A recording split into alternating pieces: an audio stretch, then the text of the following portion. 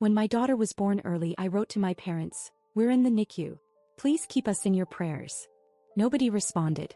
A week later, while eating alone in the hospital cafe, I saw 70 missed calls and a message from Dad, "Please pick up. It's serious." I finally did. And then I was 19 when I gave birth to my daughter 10 weeks early. Her name is Ava. She weighed barely over 2 pounds and looked more like a porcelain doll than a baby. Her lungs weren't fully developed, and they had to hook her up to machines just to keep her breathing. The doctors said things like, "Touch and go," and "the next 48 hours are critical." I didn't sleep. I barely ate. I sat in that stiff vinyl chair next to her incubator for hours, whispering the same things over and over. That I was here. That she wasn't alone. The night she was born, I sent one message. Just one. Not dramatic. No crying emoji or anything. Just a straight line. "We're in the NICU. Please keep us in your prayers." I sent it to my mom, my dad, and my older brother, Eric. Then I put my phone away and waited. No one replied. The next morning, I checked my phone expecting at least something. A "what happened?" or a "we're on our way." Nothing. Not even a heart emoji. I thought maybe they were just in shock or didn't know what to say. But by day 3 I knew what it was. They were ignoring me. A few things probably mattered more to them than their daughter having a preemie in critical condition. That I had dropped out of college, that the father wasn't around, that I hadn't begged to move back in after getting pregnant. That I was making decent money in tech support and somehow surviving without their approval. I guess they thought that meant I didn't need anything else. Thank God for Grandma Jean. She was 80 but still moved around like she was 50, and she showed up the next day with a thermos of soup and a bag of clean clothes. She didn't say much, but she came every day and just sat there next to me while I stared at Ava through the plastic. My only other support was Rachel, my old roommate. She lived 40 minutes away and worked full-time, but she called me every evening like clockwork. Sometimes she even dropped by after work with takeout. I didn't realize how rare that kind of loyalty was until I started paying attention to who wasn't calling. A week passed like that. I barely noticed what day it was. Ava had made it through the worst part and was starting to stabilize.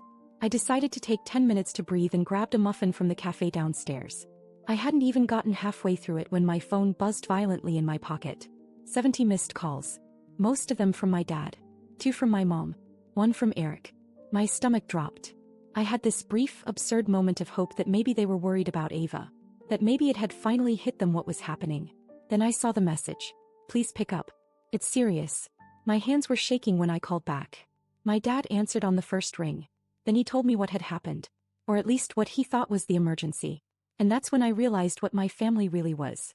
So I call him back, heart pounding, thinking something happened to my mom. Or Eric.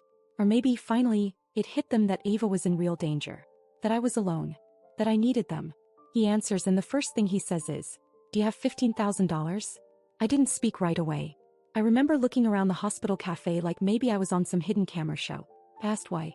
He launches into this long, winding explanation about how Eric had invested in some kind of business. A car flipping venture. And the guy he partnered with ran off with their money. Apparently, my dad co-signed a personal loan for him and now they were behind on payments. The bank was threatening legal action and they were afraid they'd lose the house. I just sat there staring at the half-eaten muffin in my hand. No one had come to see me. No one had asked how Ava was doing. They had ignored my texts for a week, while I sat next to a premature baby fighting for her life. But now, all of a sudden, I was worth talking to because I had a good-paying job and a savings account. I didn't yell. I didn't cry. I just told him I was in the hospital cafe and I needed to get back upstairs. He said something like, "Just think about it, please. We're desperate." Then he hung up. That night, I didn't sleep again. But this time it wasn't just because of Ava. I kept replaying it over and over. All the times they'd brushed me off when I told them I was serious about IT. How they called my job techie customer service, like it was a cute hobby. How they treated my pregnancy like a mistake they wanted to distance themselves from. And now, suddenly, I was supposed to be the family savior. Grandma Jean came the next morning, same thermos, same quiet presence. I told her everything while we sat in the NICU hallway. She listened without interrupting, then just sighed and said they'll learn. It might take a while. But people like that always learn. One way or another. Over the next few days I watched my parents spiral. Missed calls turned into desperate voicemails. Eric even tried texting me, acting like we were suddenly close again. I didn't respond. But I didn't block them either. Not yet. I had a plan. I started moving my money. Quietly. I didn't want them to know how much I had or where it was. I had no plans of handing over 15 grand to cover my brother's stupidity. And the more I thought about it, the more I realized I'd been propping these people up for years. Little things mostly. Helping with bills. Fixing their Wi-Fi. teaching them how to use online banking, driving Eric to job interviews when his car broke down. They hadn't even noticed how much they depended on me until I disappeared from their little ecosystem. The silence must have scared them more than Ava's condition did. After 2 weeks in the NICU, Ava was finally moved to a step-down unit. She was getting stronger, gaining weight. I knew we'd be discharged soon and I had to make a decision. Bring her home to my quiet little one-bedroom apartment or not. That's when Grandma Jean offered to move in for a while. She told me she'd be fine sleeping on the pullout and I didn't even hesitate. Having her there changed everything. It made the apartment feel like home instead of a bunker. She was the one who taught me how to warm bottles just right, how to swaddle Ava when she got fussy. We laughed a lot during those first weeks. Slept very little. But we were a team. Meanwhile, my family's messages turned colder. My dad's last voicemail sounded almost angry, like I owed him something. That's when I decided. I wasn't going to just distance myself. I was going to cut them off completely. Financially at first. Then slowly in every other way. The first thing I did was shut down the shared streaming accounts. Nothing dramatic, just changed the passwords and didn't tell anyone. Then I canceled the autopay on their cell phone bill, which for some reason was still in my name from when I first got a family plan years ago. I never even used that plan anymore. They didn't notice until it was due. Eric texted first. Just said, "Weird question, did the phone bill get canceled?" I didn't respond. 2 days later, my mom left me a voicemail. She said something vague about having noticed some changes, and asked if everything was okay. That was rich. By then, Ava was finally home. She was still tiny and needed round-the-clock care, but having her in my arms without wires or machines was something I'll never forget. Grandma Jean was a rock. Every bottle, every diaper, every 3 a.m. meltdown, she was right there with me. And through it all, I didn't hear a single word from my dad, until the next bill came due. I had a joint account with them, mostly because my dad once claimed it would be useful in emergencies. I hadn't touched it in months, but they sure had. So I pulled everything out, not a fortune but enough to sting. I transferred it to an account only I could access, then closed the joint one. That's when the messages started pouring in. Accusations. Guilt-tripping. They wanted to know why I was being spiteful, why I was hurting the family. I ignored all of it. Eric went quiet for a while. Then my mom sent me a long email. One of those passive-aggressive ones that tried to sound concerned but was full of blame. She even said, "We understand you're tired and hormonal, but this isn't like you." That part made me laugh out loud. What part wasn't like me? The part where I expected basic decency? The part where I didn't let my family take advantage of me during the worst period of my life? I started tracking every dollar. Not because I was worried about money, I was doing fine, but because I wanted to make sure not 1 cent flowed in their direction again. I set up new accounts. Paid off the remainder of my credit cards so no one could use my info. I got ruthless. And it felt good. Rachel came over one night with a bottle of wine and asked me, half joking, if I was cutting them off for good. I said I hadn't decided. I wanted them to feel it first. Not just the lack of money. The absence of me. A month went by. Ava got stronger every day. I was finally sleeping again, at least in short bursts. And Grandma Jean started going on short walks around the neighborhood. For the first time in ages, things felt calm. Then, out of nowhere, my mom showed up at my apartment. I almost didn't recognize her.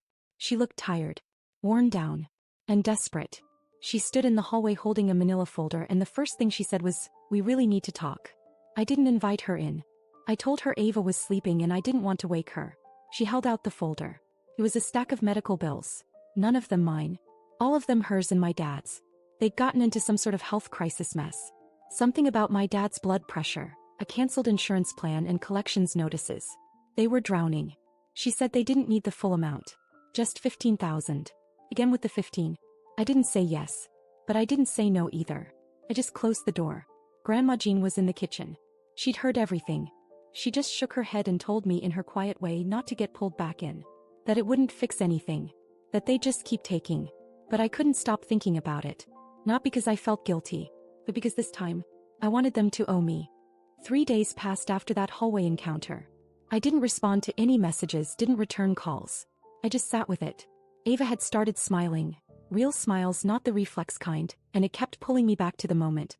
To what actually mattered. I had everything I needed right here. But the thought still gnawed at me. $15,000. It wasn't pocket change, but I had it. I'd been careful, I'd worked hard, I didn't spend recklessly. But it wasn't about whether I could afford it. It was about whether they deserved it. I finally told Grandma Jean what I was thinking. She didn't like it, but she didn't stop me either. She just said, "If you do it, make sure it's on your terms." So I drafted a letter. Nothing emotional, nothing about Ava or how they abandoned me. Just a simple agreement. I would give them the money as a loan, not a gift. No interest. Repayment optional. But it would be the last time. No more help. No more bailouts. And no expectation of reconnection. I printed it, signed it, then attached the check and mailed it directly to their address. The silence after that was eerie. Not a thank you. Not even an acknowledgement. Just nothing. Until a week later when my brother posted a picture on Instagram of himself with a brand new gaming console. Caption said something like, "Finally caught a break." I stared at it for a full minute. My blood went cold. That's when I knew. It hadn't all gone to medical bills. Or maybe none of it had. I could have called him. Could have exploded. But I didn't. Instead, I went into my budgeting app, looked at the final total I'd given them, $15,000 exactly, and created a category called Lessons Learned. I didn't cut them off emotionally this time. I just stopped answering completely. Weeks passed. Grandma Jean and I found a rhythm. We'd have morning coffee while Ava napped and she'd tell me stories about my mom when she was little. About how stubborn she'd always been, how proud. I could see pieces of it in myself too, though the difference was, I knew when to let go. Then came Ava's first trip outside the apartment. A short walk. A little sunlight. And right there, as I pushed her stroller through the park, I saw my dad sitting on a bench alone. He didn't see me, but I stood there and watched him for a moment. He looked smaller than I remembered. Older. Tired. For the first time in a long time, I didn't feel anger. I just felt done. That night, I deleted every voicemail, every message I'd saved from them. Even the first one from the NICU. I didn't need proof anymore. I had the ending I needed. Or at least I thought I did. A few days after seeing my dad in the park, something changed. It started with a letter. Not a text. Not an email. An actual handwritten letter slid under my apartment door. No return address, no envelope. Just folded paper with my name on the front. It was from Eric. He didn't say much, just that he was sorry. That he knew I hated him. That maybe he deserved it. He said he hadn't known the money had come from me. He thought our parents had figured something out or taken a loan. He only found out when he overheard our dad bragging about how Tracy finally stepped up. That line alone almost made me rip the letter in half. But I didn't. I read it twice, then tucked it away in the back of Ava's baby book. The next day my mom called. I didn't answer. Then she texted, "Can we just come by and see her?" I stared at the message for a while. Then I did something I hadn't done in months. I called Rachel. She listened without interrupting, then said, "You know you can say no. But also if you say yes, make sure it's for you and Ava. Not them." So I said yes. One visit. An hour. They showed up on a Saturday afternoon. My mom brought a little stuffed giraffe and a bag of groceries. Probably a peace offering. My dad didn't say much. He just stood in the corner staring at Ava like he didn't know what to do. She looked up at him from her bouncer wide-eyed and he actually smiled. A real one. The visit was awkward. Stiff. But they didn't ask for anything. They didn't talk about money or what had happened. My mom just kept staring at Ava like she was trying to memorize her. Before they left, she said, "She's beautiful. And I'm sorry we weren't there." I didn't say anything. I didn't have to. Over the next few weeks, things started to shift. Slowly. They didn't become perfect parents overnight. But they started calling. Not to ask for things, just to check in. My mom dropped off frozen meals once. My dad asked if he could come help fix a cabinet door that had come loose. They didn't stay long. They didn't press for anything. And for the first time since I was pregnant, I didn't feel like a problem they had to solve. Still, I didn't let my guard down. I kept my accounts separate. I didn't offer help. I didn't mention how much I had in savings or how work was going. I kept my boundaries like walls. But I let them see Ava. Because she deserved a family, even if it was a broken one trying to tape itself back together. One night, after a particularly quiet visit, my dad pulled me aside before leaving. He looked uncomfortable, like the words physically hurt to say. "We failed you, Tracy." That was it. No excuses. No justifications. Just that. I didn't say I forgave him. I didn't know if I did. But I let him hold her for the first time that night. And that was enough for now. It was subtle at first, but something began to settle after that night. They started visiting more regularly. Once a week at first, then twice. No drama. No backhanded comments or quiet judgments like before. Just my parents sitting on the couch, awkwardly but consistently trying to exist in this new version of our lives. My mom took to Ava quickly. She'd bring little outfits, most of them slightly the wrong size, but she meant well. She started texting me photos of clothes she saw in stores, asking if Ava needed anything. It was weird. Like she was learning how to be a mom for the first time. My dad was slower. He'd sit in the armchair with his arms crossed for most of the visit. only softening when Ava made some noise or grabbed his finger. He didn't talk much, but he showed up. Every time. Eric even came once, alone. He brought a second-hand picture book and sat cross-legged on the floor, flipping through it with Ava like he actually wanted to be there. Before he left, he said thanks for not throwing the letter back in my face. I didn't respond. I didn't need to. We both knew what it meant. Rachel noticed the shift too. She came over one evening, holding Ava while I cleaned bottles, and said, "So, what's going on with your family? Did they get body snatched?" We laughed about it, but the truth was I didn't have an answer. Maybe it was guilt. Maybe they realized they'd pushed too far. Maybe they were just getting old and afraid of being alone. Or maybe, just maybe, Ava had become the one thing powerful enough to make them look past their own egos. But I still kept the walls up. I let them come over, but they didn't get access to my accounts. I shared pictures of Ava, not details of my bank balance. I never asked for anything and I never offered either. One evening, my mom stayed after my dad left. Ava had just fallen asleep and we sat in the kitchen drinking tea. She looked tired, not just physically but deep in her bones, and said, "I still remember your text from the hospital." I read it 3 times and didn't know what to do. I thought if I ignored it, it would be less real. I didn't respond right away. I just let the silence stretch. Then I said it was real the whole time. She nodded. I know. I just didn't want to face what a terrible mother I'd been. There was nothing satisfying about hearing that. No rush of vindication. Just quiet acknowledgement of what I already knew. Still, it was something. That night after she left, Grandma Jean came into the kitchen and hugged me for a long time. She didn't say anything, just held on like she'd been waiting for me to exhale. By the time Ava turned 6 months, things had shifted into a rhythm I never expected. My parents visited twice a week, sometimes more. They never asked for money again. They brought diapers, small things, whatever they could manage. Eric came by occasionally. He even fixed a leaky faucet without me asking. I wouldn't call it a good relationship, but it was functional, peaceful.